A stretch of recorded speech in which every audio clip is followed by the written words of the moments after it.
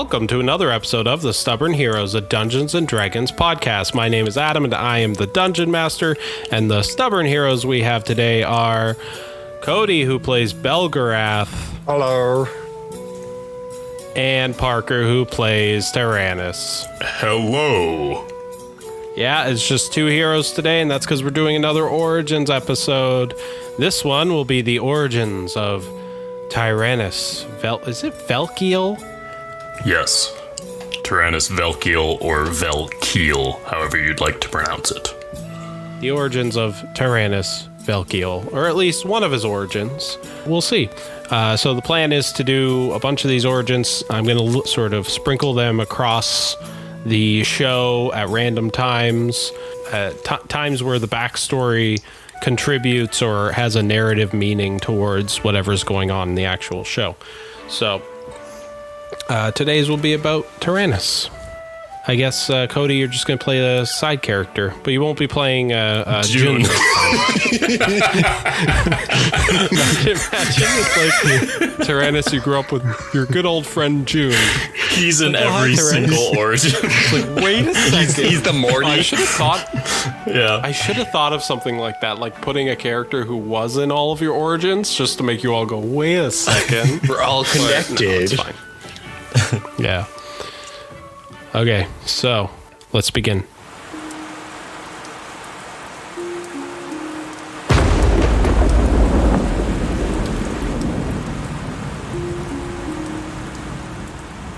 Thunder rolls in, lightning strikes, the rain falls, the downpour is torrential. Deckard has decided that we're going to camp for the night, and you're all hunkering down in your tents. Grim and Rasuan are in their own, Bonnie and Thanthui off on their own, and unfortunately for you, Tyrannus, you had to room camp with none other than the goblin. You make it sound like that's unfortunate. Yeah, I do, don't I? So, so you're both in your tent, Belgarath. You're running through the.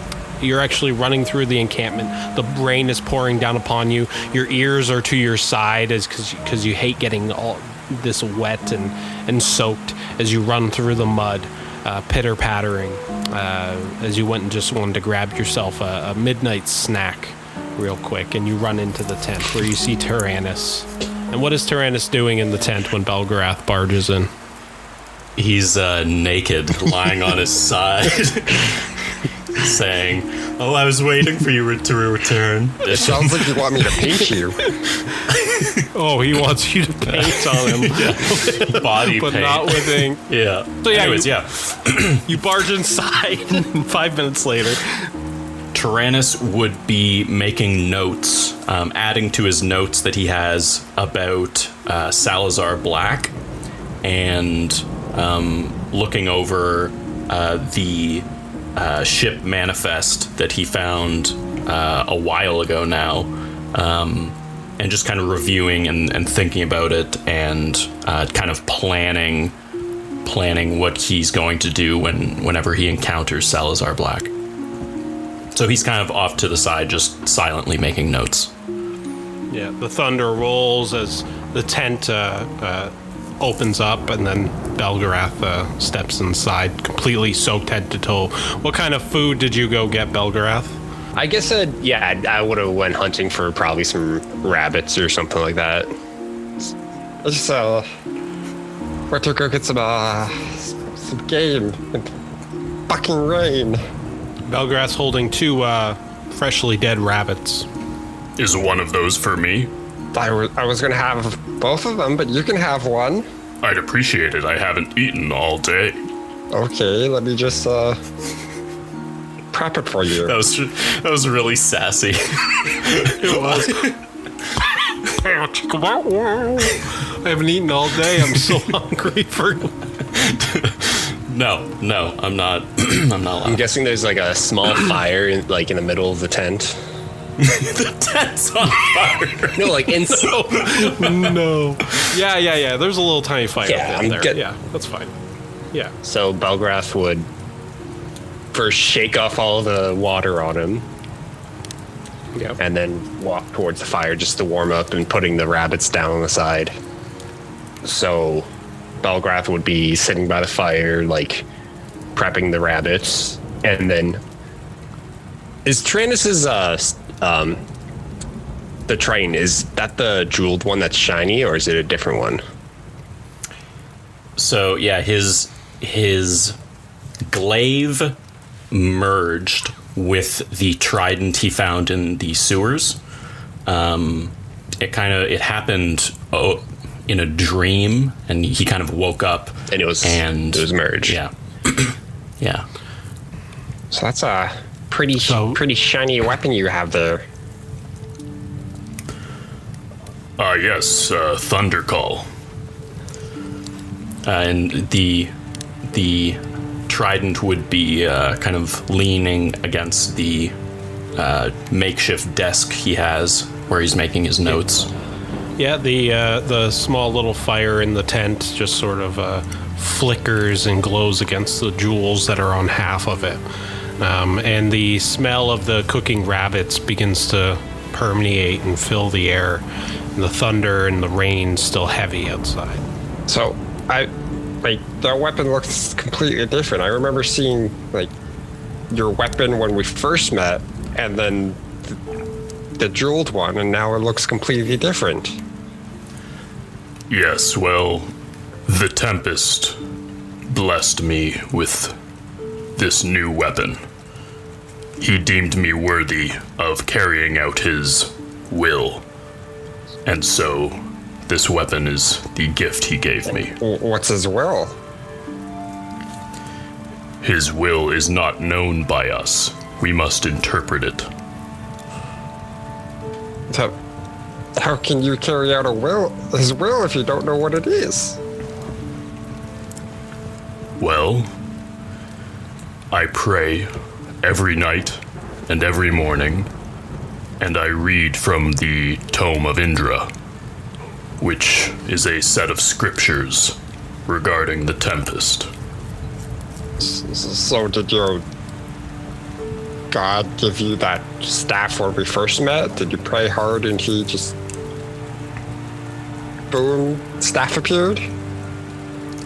Well, that's an interesting story, actually. Did the sky clap and the weapon appeared? In a way. What do you mean in a way? Well, the story of how I came upon Thunder Call is an interesting one. But I suppose I should tell you how I was found in Umbra. One night there was a storm and a shipwreck against the rocks outside of a lighthouse. The lighthouse keeper, Nigel, found a dragonborn baby among the wreckage and prayed to his god, the Tempest, to save the baby's life.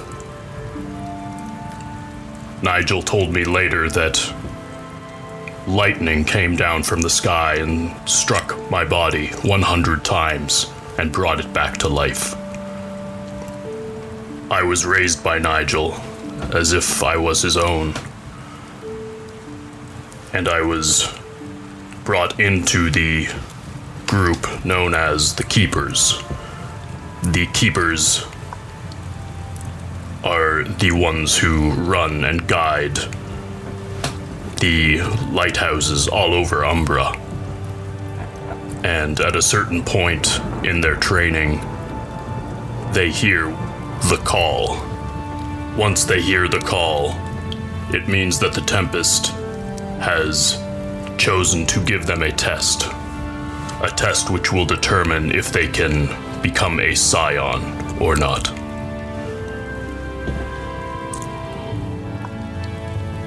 I was given Thunder Call during my test.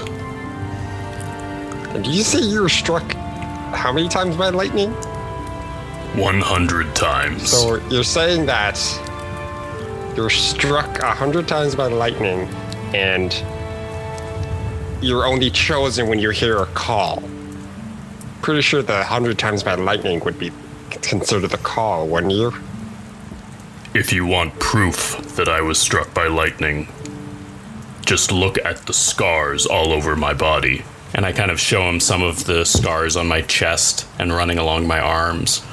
And what you'd see, Belgrath, is these like burn marks in the shape of like lightning tendrils kind of all over my body that have been like burned into my skin. I'll never forget the night I heard the call.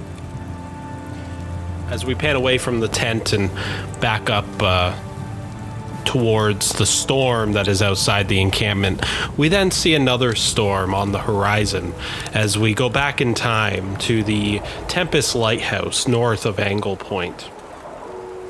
This is the lighthouse where you've grown up, Tyrannus.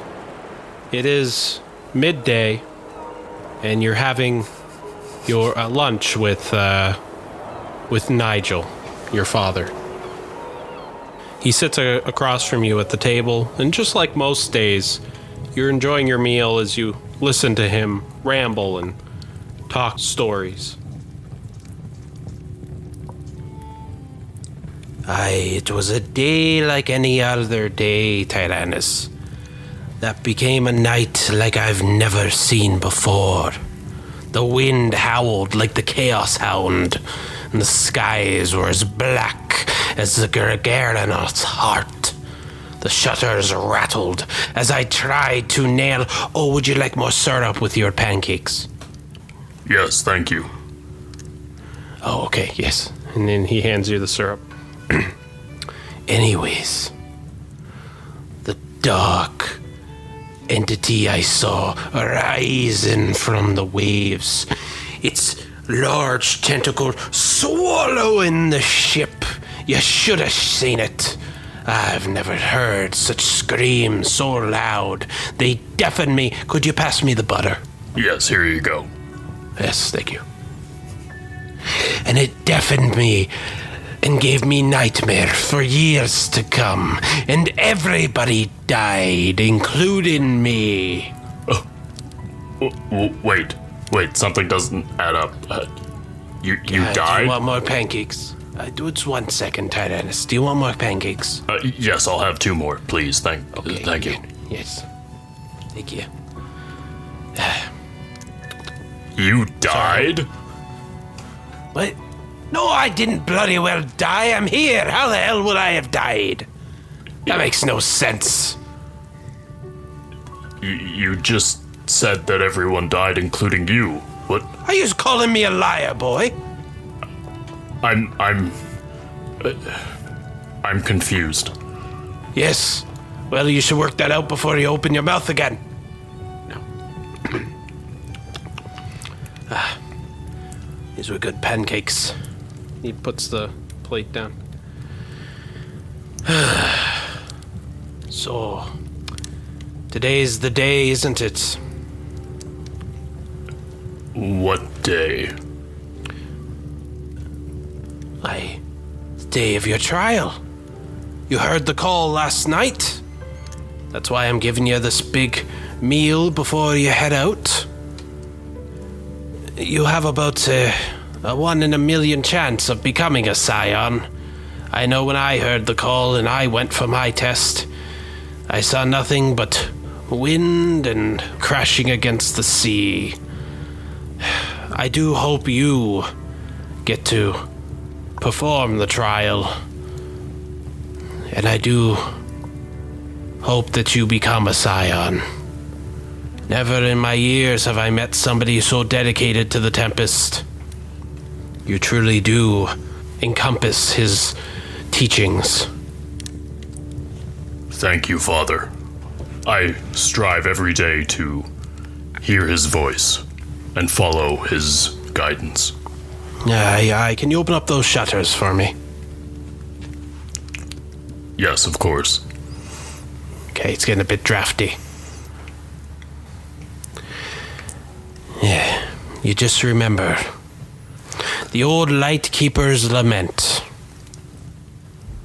In the lonely twilight hour, looking forth from this old tower, when the sunset glow has faded in the west, then we see the distant things steeped in purple of forgotten kings, while the tempest comes to chill at night's behest, swallowing the color from the air, sinking them to the blackest depths of despair.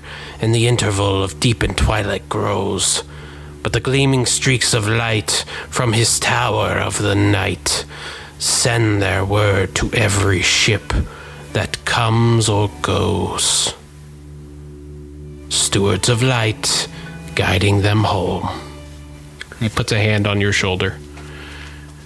You may not become a scion, but look at the bright side.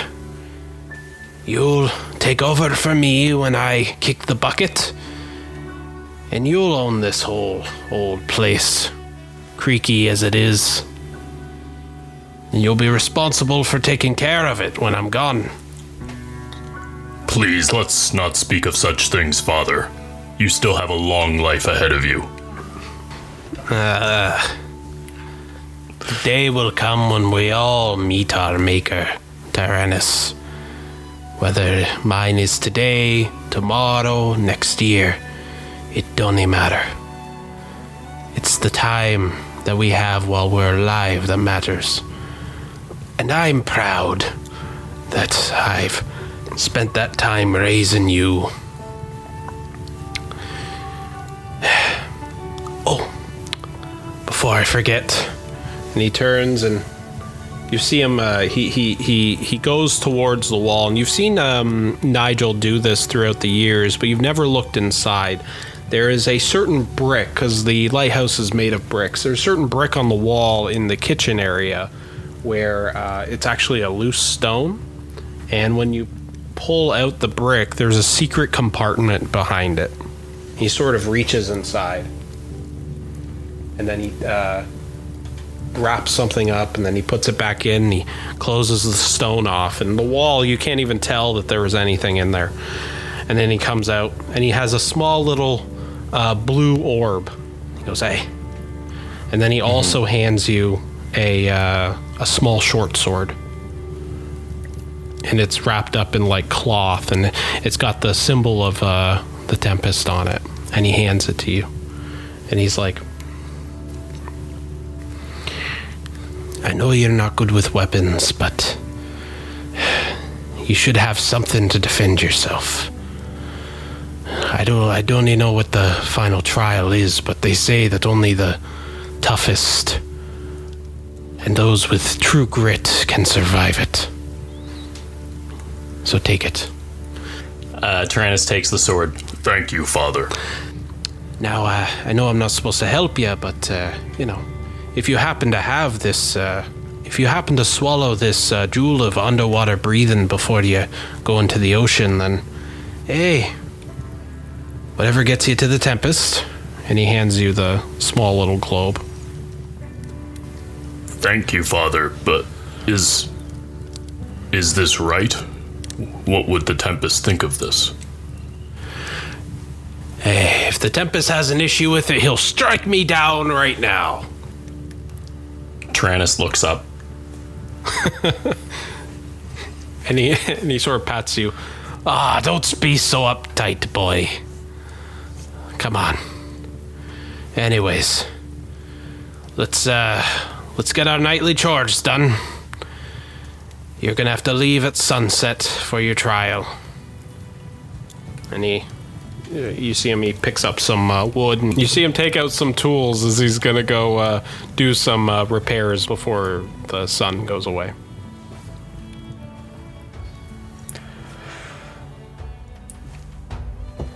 Tyrannus is going to clean up inside and get everything ready for his test. He's going to prepare, and before the sun sets, he ingests the blue orb of water breathing. Yeah, you cough a little bit when you do. And you look in a mirror, and when you open up your mouth, you see this blue glow coming out of your mouth. And then suddenly, you feel as gills form down your neck. Like a crocodile.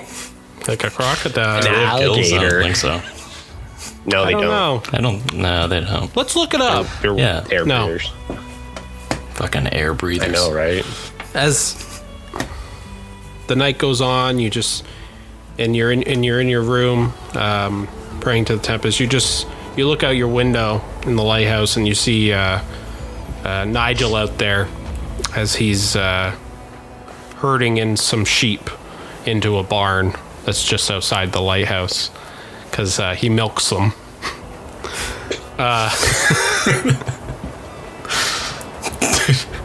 No one's gonna know why that's funny. No, they won't. They won't hear that either. So, and when he does, he just sort of looks out on the horizon as you see he's on the cliff's edge, and he wipes the sweat from his brow as he looks, and this hurricane-like storm coming in from the ocean starts moving, and you feel as the cold sea air fills the area, and the sun slowly sets. Aye, it's time, boy. Any last preparations? No. Tyrannus would know that all he needs is himself. And so he would go out to where Nigel's standing and look out at the storm. Yep. Roll perception check. 11. Yeah, you and Nigel both stand there on the edge. The wind is howling. You're standing right on the precipice that would lead like 100 feet down to just crashing large waters. And you see the storm on the horizon and slowly moving in. The sky's becoming very, very dark. He goes, "You're gonna be careful, aren't you, boy? I want you to come back in one piece." Of course, Father. If the Tempest wills it. Aye.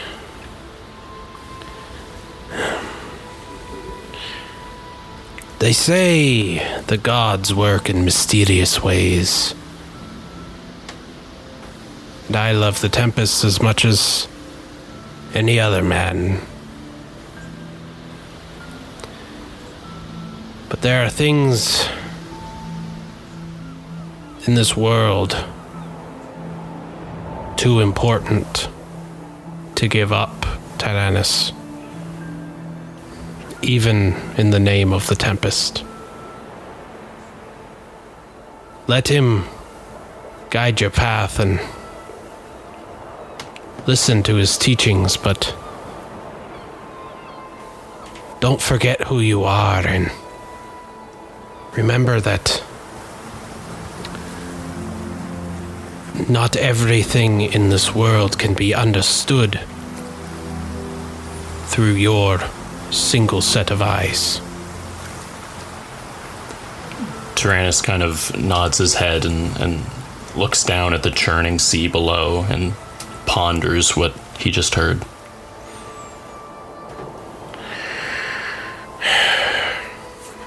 Yes, Father. Hey. And he walks up to, he says, "Let's go." And you sort of follow Nigel, the storm slowly coming in the distance. As Nigel, you walk up the path maybe 500 meters or so until you reach this cliffside that goes sort of descends a little bit, and you're at the side of the cliffside, and there is like almost like a rope ladder that you're able to descend down into the water. And he just sort of pulls on the rope, and it comes up with this like small little dinghy, like a little boat. I'll drop you in, then you're on your own. You'll have to just listen for the call again that you heard last night. If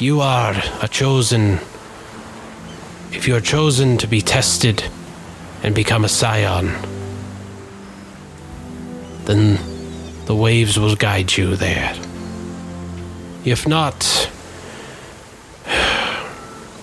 and the sun rises, you'll come home, and I'll be here. Yes, Father. Thank you for all of your help and your teachings. A lot more to teach you, trust me. There's something I've been meaning to talk to you about, but we'll talk when you get back. Very well, Father. I would say wish me luck, but my fate is in the Tempest's hands. Aye.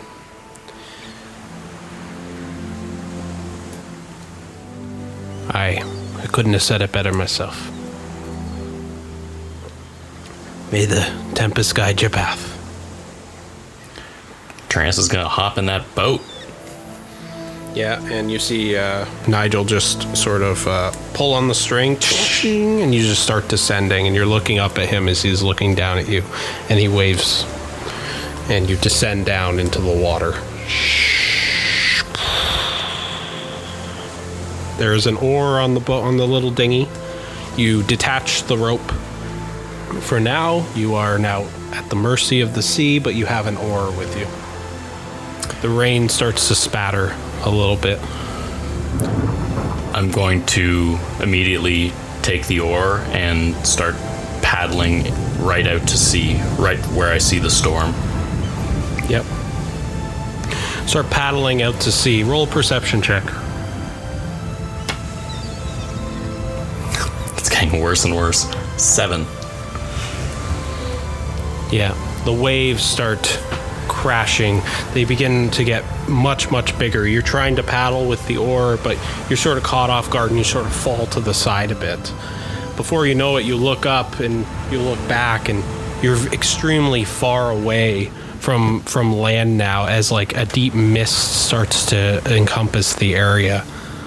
And you continue paddling through this mist, and you're kind of losing direction now. The sky's completely black. The rain is coming down heavier and heavier, and the waves are getting bigger and bigger. As I'm paddling out, I'm going to be audibly praying to the Tempest, saying things like, Tempest, guide me. Tempest, give me strength.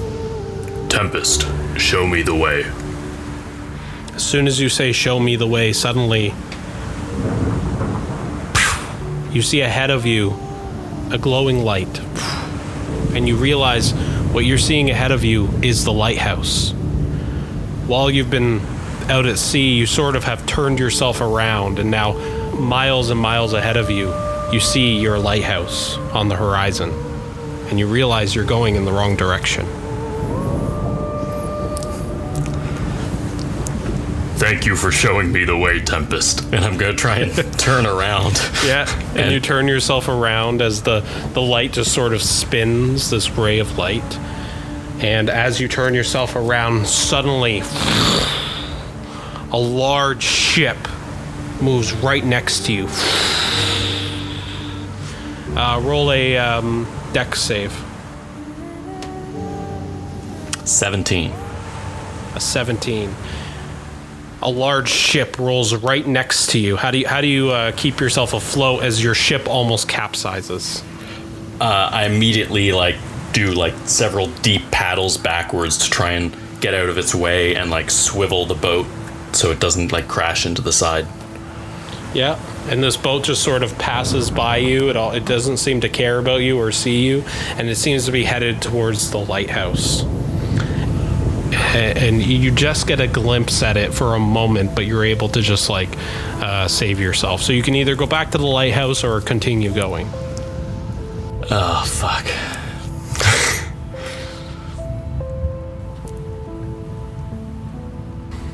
See, Tyrannus would be I'll try and keep this in character. Tyrannus would be thinking, this is my test, so I need to go out into the Tempest and into the storm, but he just asked the Tempest to show him the way, and immediately the lighthouse emerged, and now he sees a ship heading towards the lighthouse.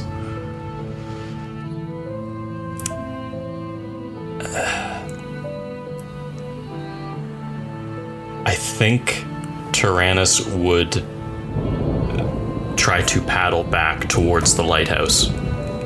Okay. Because he's thinking that the Tempest wants him to head to the lighthouse. Yeah, and you start paddling. And roll another. I need you to roll 3 consecutive dex saves.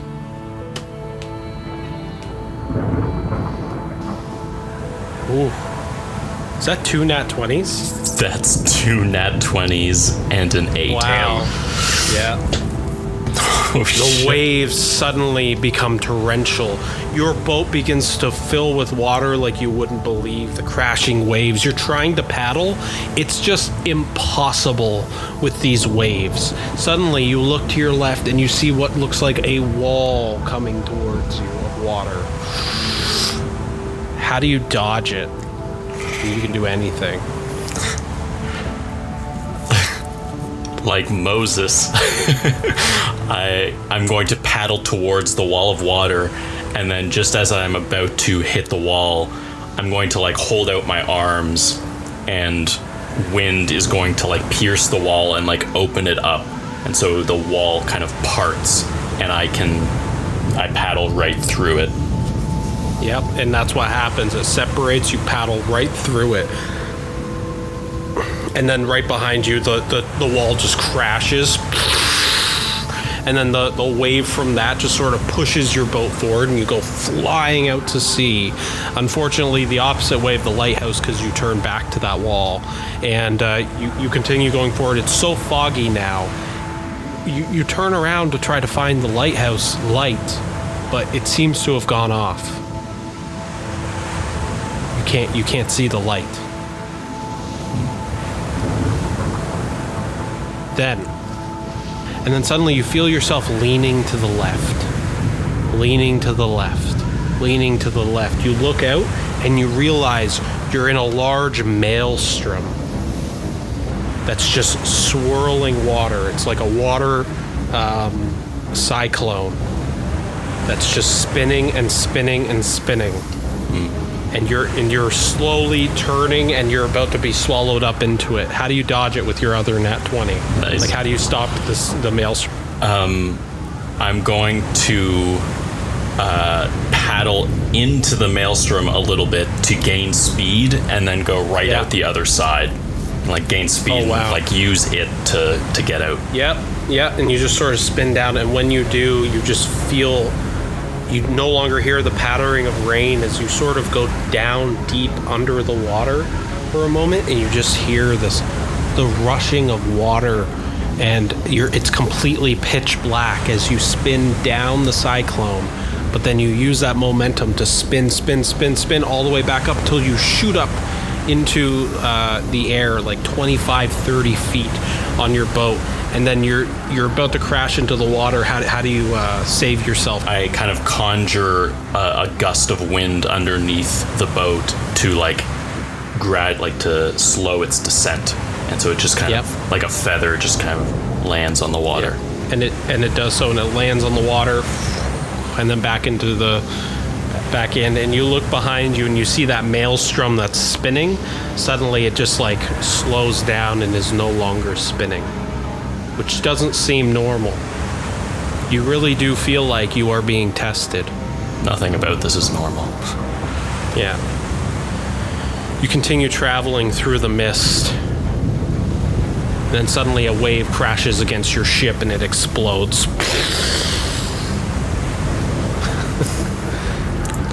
As you only got an 8 on your last dex save. Needed that third nat 20. Yeah. You crash and you start spinning around underneath the water. You're capsized. You see your boat is split into 2 and just like shards of wood all over the place. And now you're underwater. Luckily, you did take that little orb that he gave you, and you're able to breathe. And every time you breathe, your neck glows a blue as you take your breath, and it just sort of glows a bit. What do you do? I'm gonna like get my bearings and just kind of like stabilize underneath the water, so I'm not like spinning from that crash. And I'm gonna look around, like down, sideways, up to the surface, like everywhere. I'm gonna get my bearings. Yeah, and when you do, you're looking around. Roll a perception check. 13. Yeah, and as you're looking around, you suddenly see something moving in the water. Some sort of fish-like tail. And it seems to be, it juts up out of the water and then comes back down. It's surrounding you.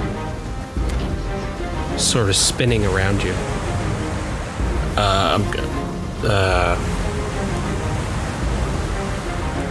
I'm gonna swim like sideways, like out towards it. If I'm like in the center and it's around me, I'm gonna try and intersect it.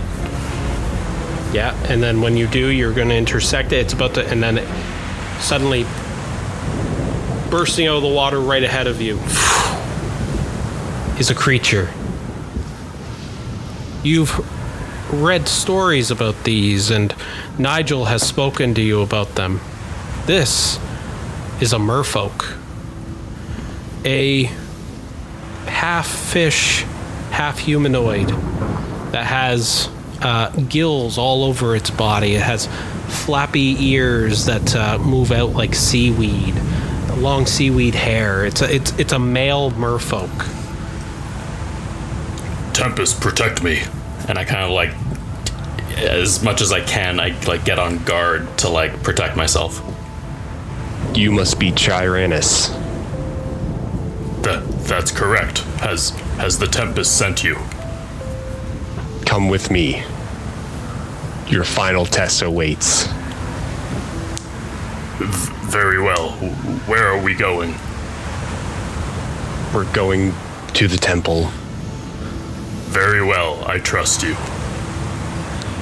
Don't know why, but I trust you. The Tempest. I trust the Tempest has sent me a friend and not a foe.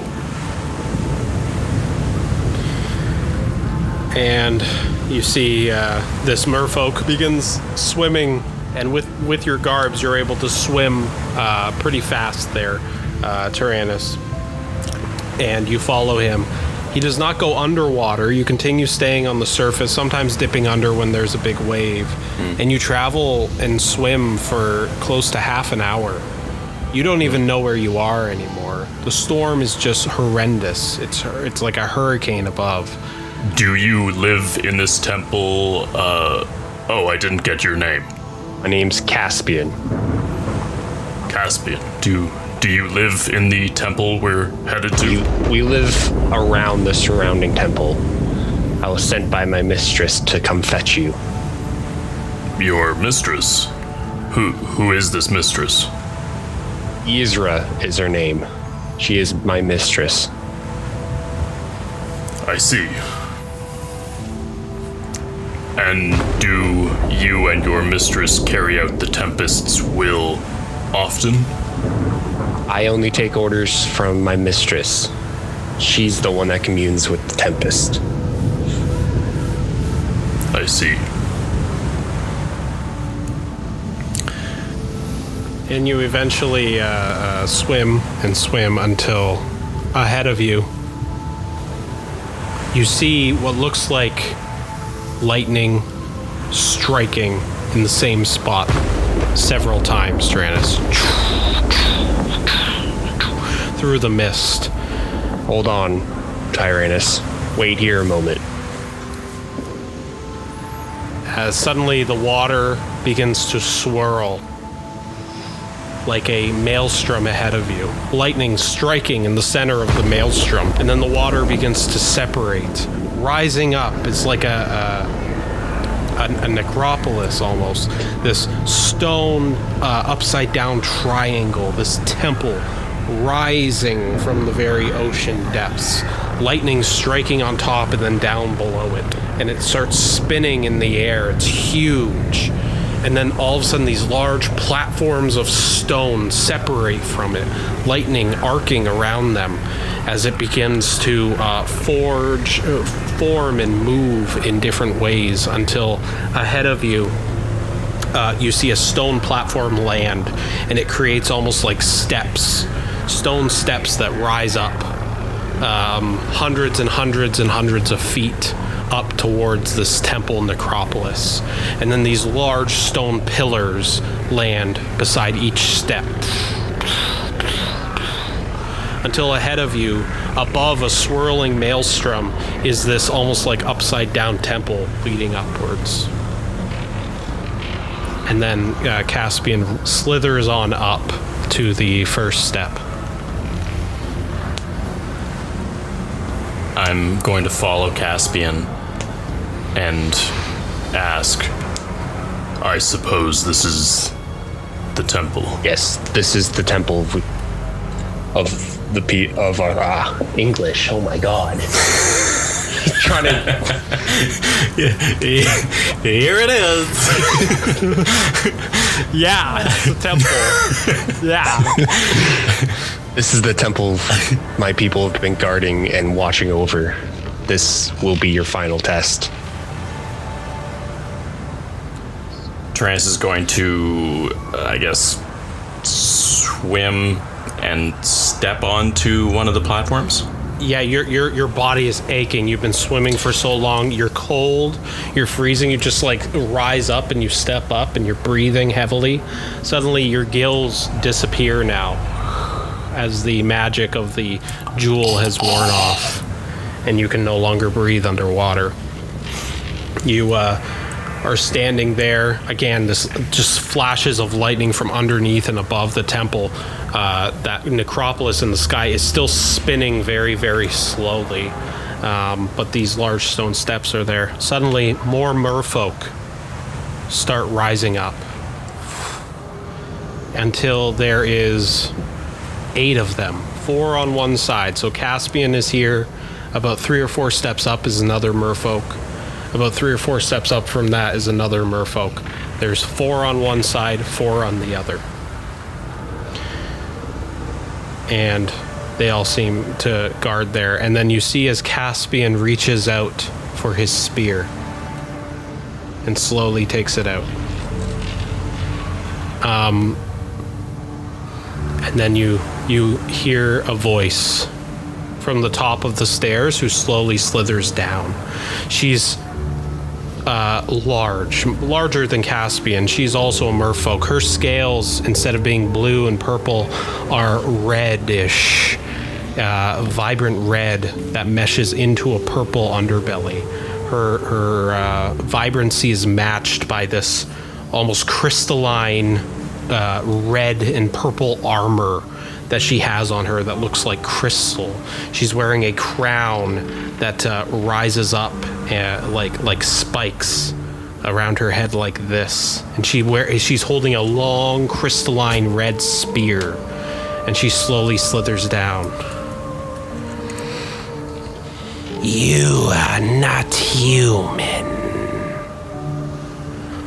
All others, scions, who have taken the final test have been mortal humans. I was chosen by the Tempest as a baby. I have heard this before. Yes.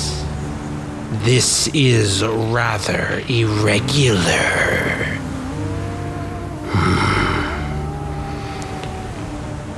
Others have claimed to be sent here by the hand of fate. And now you believe that you are chosen because you were found washed up on a foreign shore. And she slowly slithers her way down as she walks down the temple, holding her spear. You wish to claim it.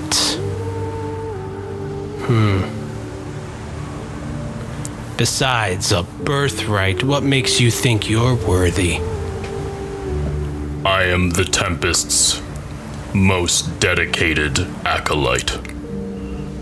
I have served him all my life, and I will continue to serve him until I die. You will continue to serve him as a light keeper. You will watch ships come and go and guide them from the darkness until you die. That is your purpose in the Tempest's great plan. You are no scion. But who knows? Maybe I'm wrong. Maybe you'll just die here today. If the Tempest wills it, so it shall be. Yes. Though I do not serve the Tempest directly. I serve the drowned queen. And you were not ever mentioned by her. You do not belong here. But I do need to let you at least attempt the final trials. And she slithers herself around you as she sort of looks at you. And her sharpened teeth, and she just kind of smells. Tyrannus keeps looking forward. Oh, so devout to the Tempest you are. Well. She just sort of puts a large clawed hand on your shoulder, and then points her other hand over your shoulder up to the top. The task is simple. Ascend the temple steps, reach the top, and claim Thundercall. Tyrannus would hear what she says, and he would just assume, okay, that's the task. Whatever Thundercall is, that's where I'm supposed to go. So he would take. She slithers around you and steps ahead of you. Yeah. I would. What do you do? I would take a step forward and say, Very well. Okay. And she turns and starts slowly sliding as she slips up the steps. And then once she gets about 8 steps up, and she slithers very quickly, almost serpentine. Then she holds her long red crystal spear, which just every time there's a flash of lightning, it just like glows. Then she looks down and then speaks a different language. Just goes, and then all of a sudden, Caspian points his spear at you, and all the other merfolk point their spears at you. And then did she speak primordial or Aquan? She spoke abyssal. Okay. Do you know abyssal? No. Looks down at you. Kill the wretch and throw his body down to the bottom of the sea. And then she slides back up. And then, Tyrannus, you realize, and you're just sort of eyeing and looking around, you realize that there's now 8 merfolk who are around you. 4 on this side, 4 on this side, and you're going to have to fight them as you ascend these stairs. So, what do you do? Tyrannus looks at Caspian, because he knows him for like a half hour, and just kind of like with his eyes, like raises his eyebrows and goes like, Really? he doesn't say that. He like, that's the message with his eyebrows, like. Caspian gives you a message back without saying anything. Just that a sort blank of goes stare, just like, he'd just be giving like a blank stare, like all the other merfolk pointing his weapons, because they're just pretty much just drones. They're just following orders. Yeah. Tyrannus takes out his short sword that Nigel gave him. Yeah. And Caspian lunges his spear towards Tyrannus. Tyrannus raises his short sword and cuts off the end of the spear, and then lunges towards the next merfolk. Because from the other side, another merfolk goes at you with his spear, and you lunge and you just sort of hit the side of his spear. So you've cut off the end of Caspian's. You've parried the second merfolk. Yep. And Tyrannus is going to keep kind of trying to ascend the stairs and like block as many of the attacks as he can. And in between attacks, he might try to conjure a bit of wind to like push them back. We'll take this step at a time. Okay. So Okay. you've dodged the second one. You have an opening to slash at him now. Okay, I cut off the end of Caspian's spear. I block the other spear, and then I jab my short sword forward and just right into the stomach of the other It goes, merfolk. "Oh," and then drops its spear, and it just sort of pulls back, and then it lunges at you to scratch at your throat. I spin my sword around and try and chop off its hand. You chop off its hand, it goes, "Oh," and then it rolls off into the sea.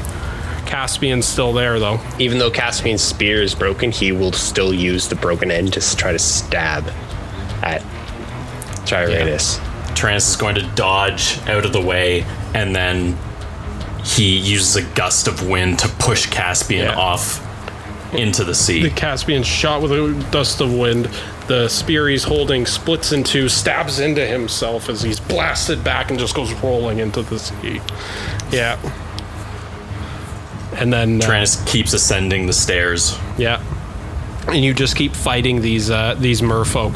Two of them come at you. The next two come at you at the same time with their spears, while one from the step above, you see, starts conjuring some lightning magic. Like he's going to shoot you with a spell. What do you do? It's funny that Nigel said before that I know you're not very good with this sword, and now I'm like fucking wielding it like crazy.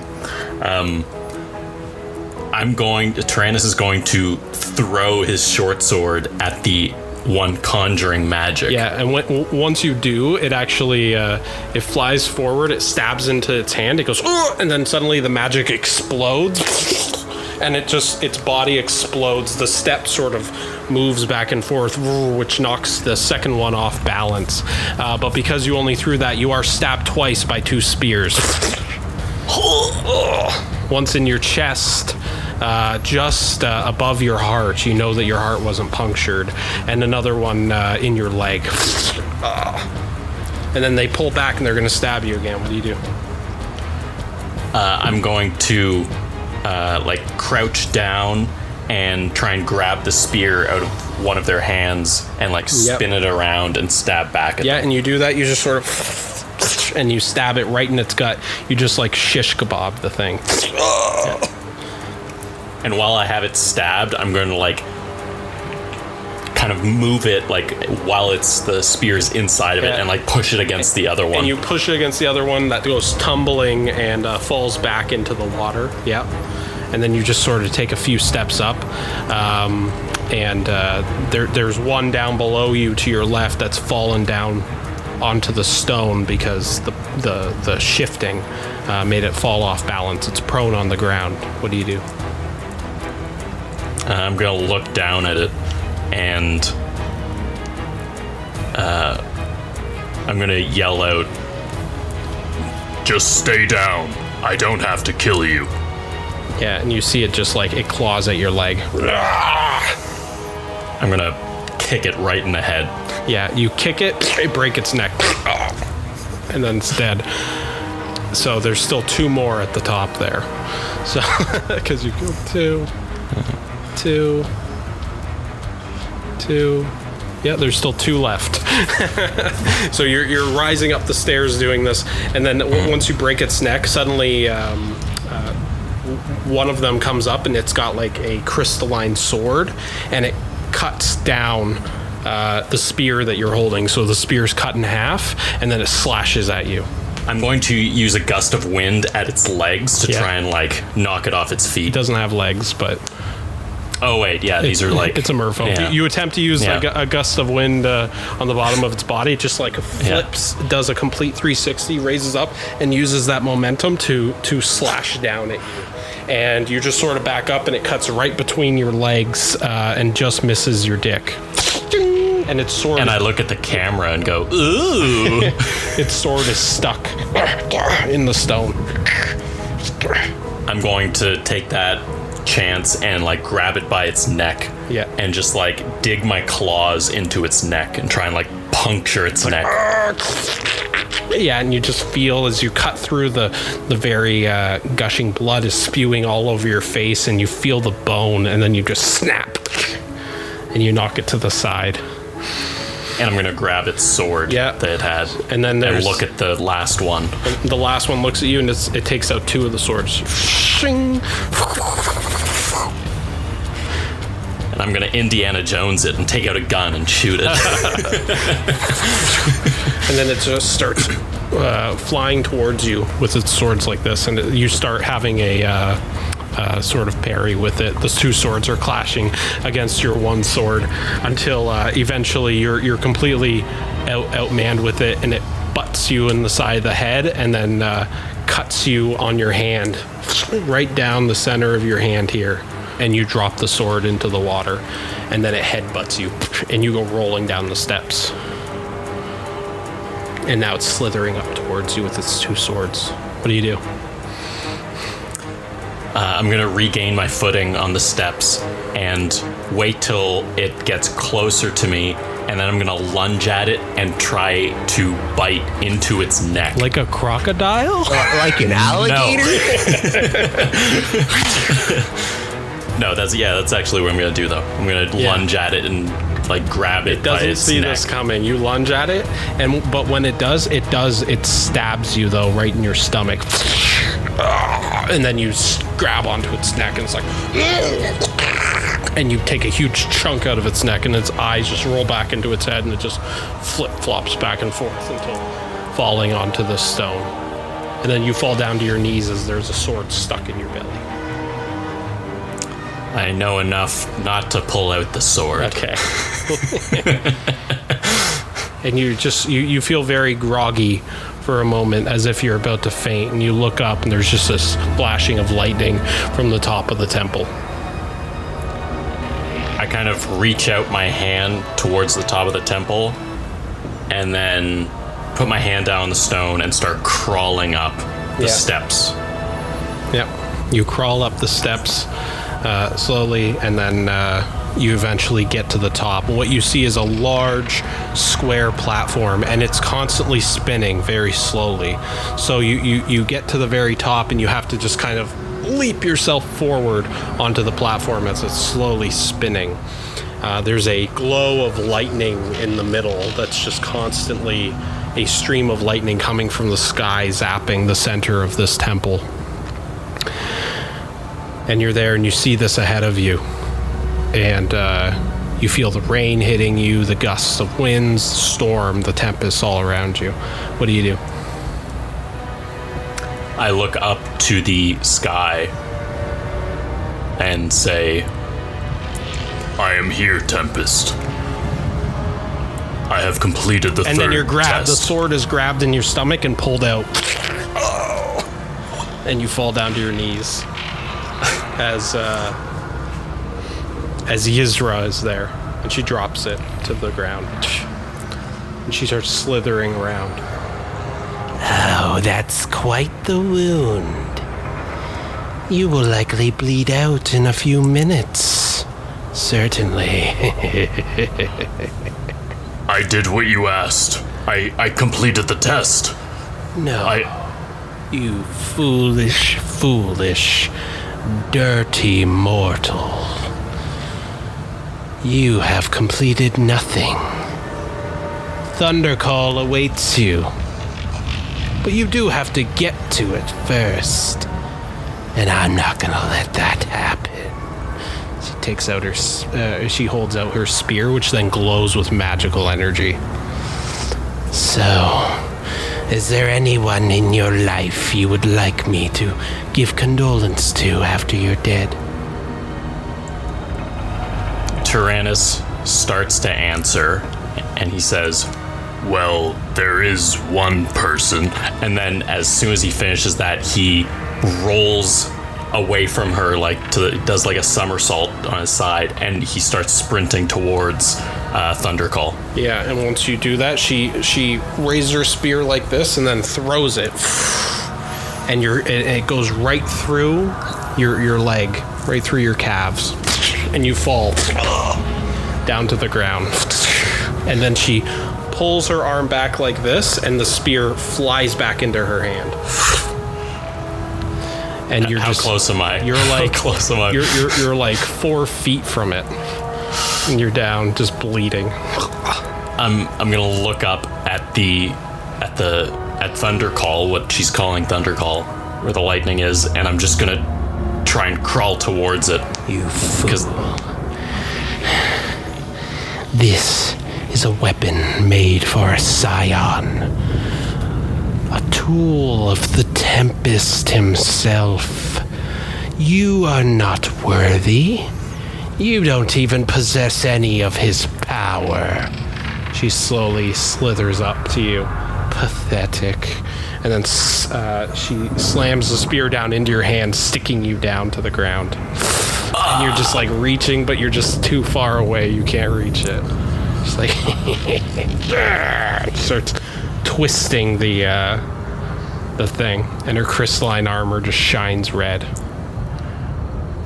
Tyrannus is going to, in his head, just pray one final time to the Tempest and say, Tempest, give me strength. and he's going to turn and try and muster all the magical power he has to push her away with a gust of wind and like push her back. Yeah, just in your, so as your left hand is stabbed into the stone, she's twisting it. You look into your right hand, which is shaking, and you just start gathering up all this magical energy. You make it into a fist, and you realize that you can use her spear as a conductor.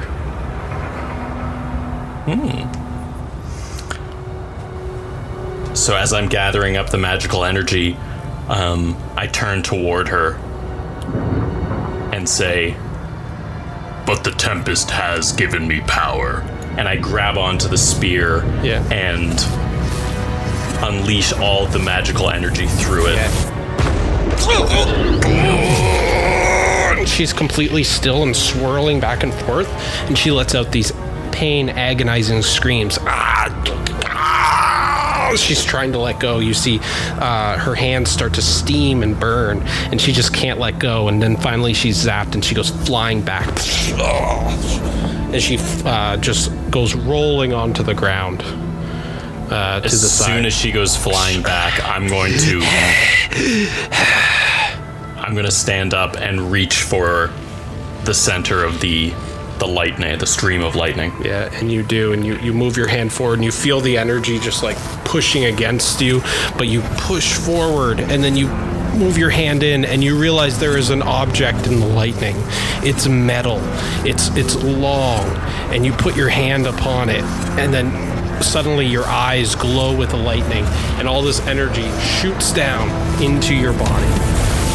And now it's you standing in the middle holding this glaive, Thundercall, your glaive, which is just churning with electrical energy that's just flowing through you. You feel all your wounds heal as the Tempest blesses you with this reinvigoration. And she's just down on the ground breathing, and she's like, and then all of a sudden the lightning that's coming from the sky sort of ceases, and now it's just you that's glowing, and the lightning around you that's emanating this light. Then stands up. No. You're immortal. How? The Tempest has made his decision. No! And then she leaps forward. She goes to stab you with her spear. I'm gonna hold up Thunder Call and unleash a beam of lightning at her. Yeah, and the lightning goes and zaps it as her spear and your spear just slowly in slow motion are about to touch. The lightning shoots out of her spear, out of your spear, goes into hers, and as it does, as it touches it, her spear just slowly starts to disintegrate and shatter into glass, all the way up until it reaches her hand. Her hand starts to just like, the skin burns off until you just see bone underneath, all the flesh burning away, all the way up her arm. She's like, and then she's blasted back and goes flying through the air hundreds of feet, disappearing into the storm.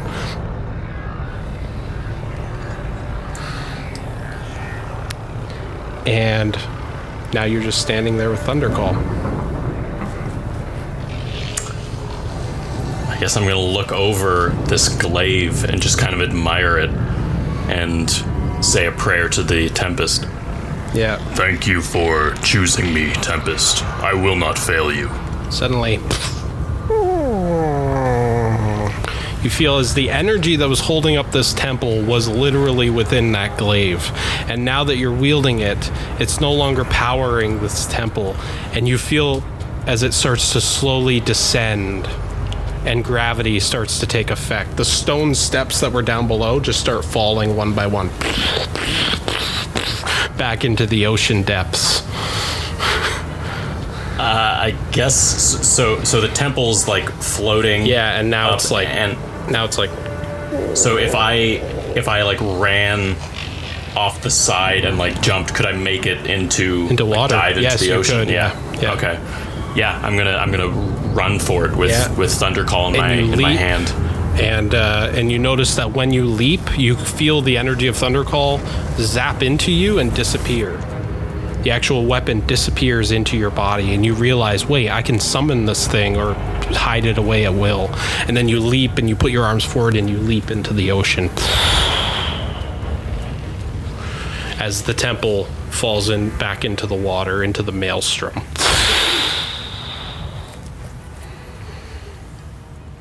You eventually swim your way back. Successful. The storm is clearing away by the time you reach the lighthouse. It's now the morning. The sun is shining. The storm is away on the distance on the horizon. You're excited to finally reach, to get back and tell Nigel how it went. So you reach the rope bridge where you don't have a boat, so you sort of climb yourself up, and you approach the lighthouse. I wouldn't say anything until I perception check.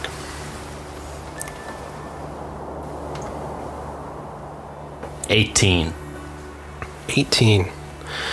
With an 18, you feel off. You would see looking over the cliff and out to the sea, you'd see a ship floating away.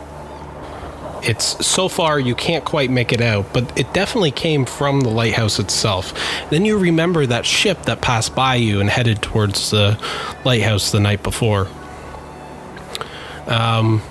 You don't hear the sheep, and you sort of look into the barn, you see the sheep are gone. And then you'd notice that their entire barn has been ripped through, as if somebody pillaged it.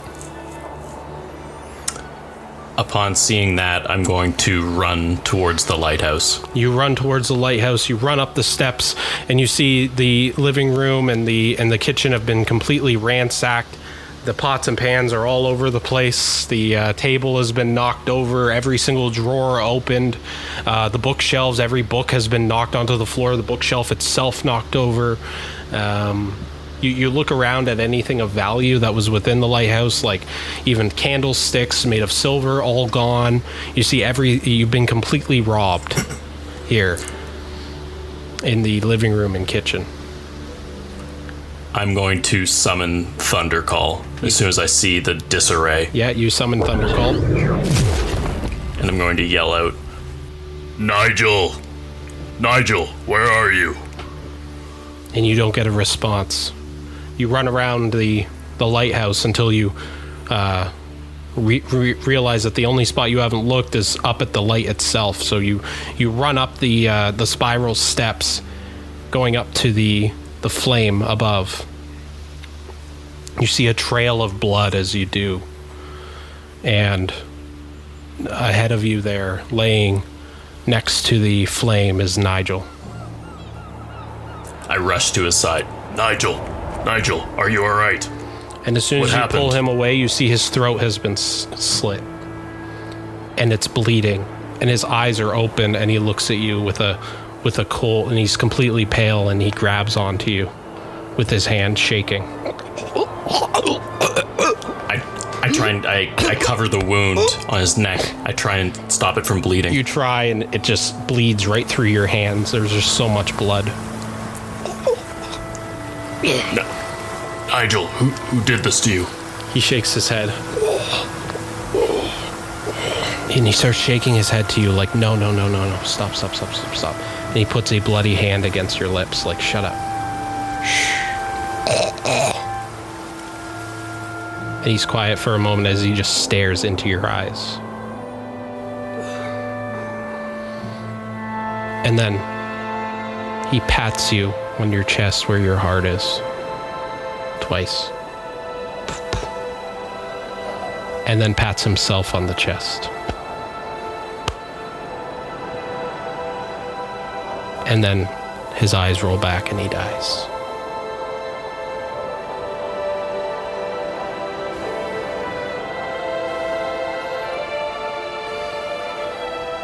And you'd see that the flame of the lighthouse has been extinguished.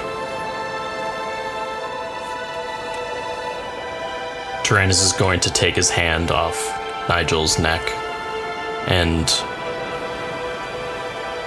close Nigel's eyes and kind of fold his arms over his chest and then say a prayer to the Tempest. Kind of a prayer of life and death to the Tempest, before standing up and looking out the windows of the top of the lighthouse and looking to the horizon to see if he can see that ship. And you just see that ship disappearing on the horizon.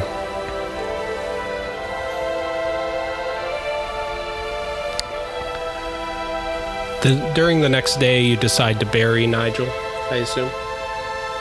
Yeah, I would.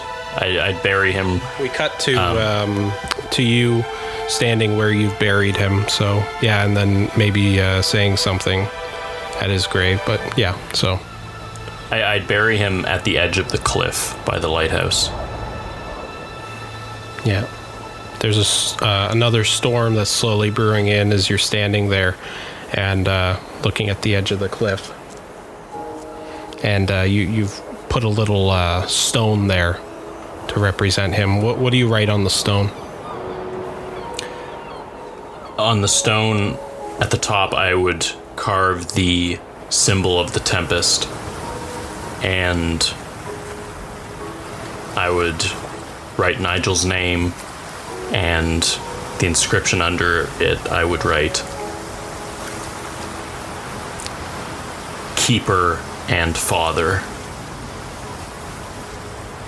Keeper and Father. Yeah. And you say your prayer, and then you turn back and walk away as we just see the grave clouds slowly go over it as a storm slowly starts to come in. You go into the lighthouse itself, and you look at the fact that it's ransacked and everything is gone. Everything pillaged and stolen. What do you do? I'm going to look in where I'm going to look for the hiding spot that Nigel kept the sword and the water-breathing orb. And I'm going to try and, get into that compartment. No. And you go in and you trace your hand against the wall till you feel that loose stone that sort of wiggles a bit. Then you slowly pull it out. And then you reach inside and you see a holy symbol to the Tempest. This one belonged to him. And you also see some sort of object that's wrapped in a cloth. I'm going to take out the object.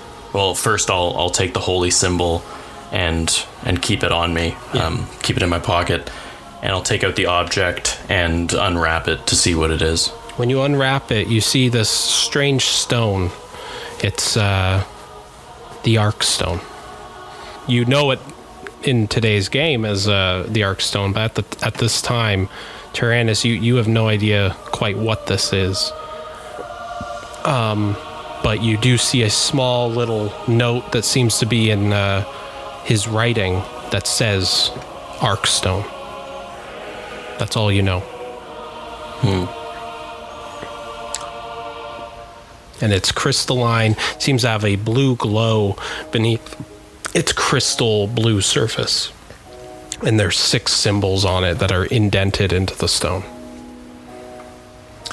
Yeah, I would just kind of inspect the stone, and then I would wrap it back in the cloth and put it in my pocket and think to try and do some research to see if I can ascertain what that might be, or what the symbols might mean. And that's when you hear a voice outside. There's a voice outside.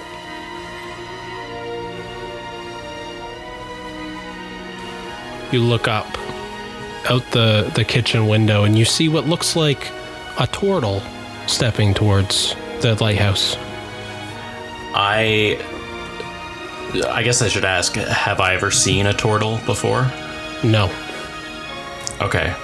So still with Thundercall in my hand, I would go to the door of the lighthouse and look out and say, Who are you? So you go to the door and you step out of the lighthouse, and we're just going to zoom out away from that. And then we're going to return to the fire. You've finished your meal. You're there with Belgarath. And so, Belgarath, that was the story of my test and the call and my father, Nigel. And that's also how I came to find Thanthui. But that's a story for another time. Perhaps Thanthui can tell that one. Oh, we still got some rabbit. You can continue your story. It's getting late. I'm quite tired. I think it's time to rest now. Okay, I guess another time. That story's exhausting to recall. Thank you for the rabbit, though. Oh, no problem. Looks like it's getting pretty late, so I think we should hit the hay. Sounds good to me. But thanks for the story. It was really good. Anytime. I'd like to hear how you came to transform in that way sometime. Oh, well, if you got some time, I don't mind telling right now. Yeah, so you Okay. Belgrath immediately turns around and starts snoring. Tyrannus, you place down Thundercall, and you go to lay in your bed when you give the Arkstone one last look. The mystery of it, and perhaps the mystery of some of Nigel's last words, just weighing heavily on you. And that's where we're going to end the episode. I want to thank everybody for listening to this episode. I know we've been doing 2 different origin stories and stuff. We're going to get back into the regular episodes now. So the plan is just sprinkle in these origins every once in a while so you guys can get some context as to why characters make certain decisions or have certain motivations. Give you some context to that. So until next time. Oh, don't forget to follow us on Twitter and every other social media at Stubborn Heroes. You can follow me at Omidius, OMIDIIOUS. Thank you to all of our patrons. If it wasn't for you, we couldn't do all this stuff. And go to stubbornheroes.com for everything. And I think I'm plugging everything now, and I think I'm good. So until next time, bye. Adios.